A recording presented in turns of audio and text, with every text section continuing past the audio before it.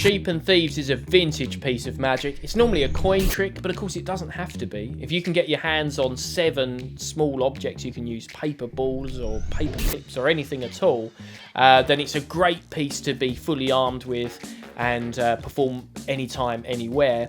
And it's a strange little trick, really, because it's a kind of off-quantity transposition, but it uses no sleight of hand or moves at all, so you can really concentrate on just selling the trick and selling the performance of it. And it's a classic for a reason. It works, and it gets a great reaction from people, especially when it looks impromptu as well. So that's one of the key things to bear in mind. So, with that in mind, let's take a look at the Sheep and Thieves. So let me show you the very first trick that I ever saw.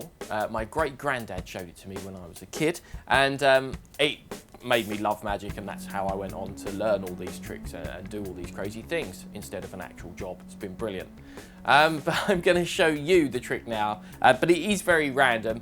It used 7 coins, and also a story. It was about sheep, as in the woolly animal sheep, and thieves.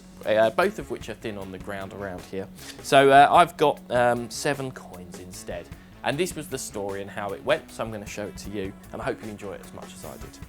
So the story is about 2 thieves, these 2 guys here, who hid in barns on a farmer's land. So my hands are going to be barns. They're not quite the right size, but not far off.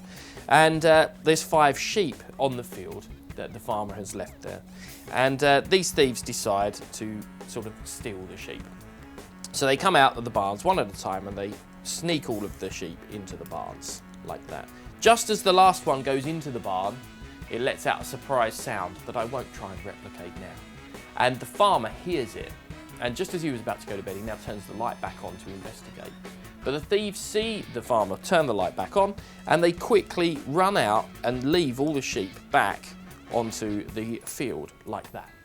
So that when the farmer looks out the window, he just sees the 5 sheep as normal. And then he goes back to bed. He's quite happy, turns off the light and he goes to sleep.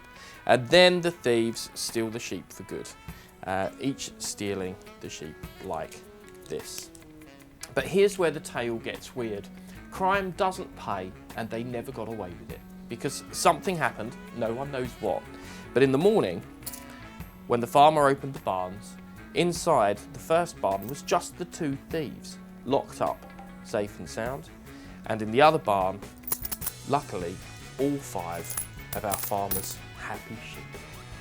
So that is the Sheep and Thieves.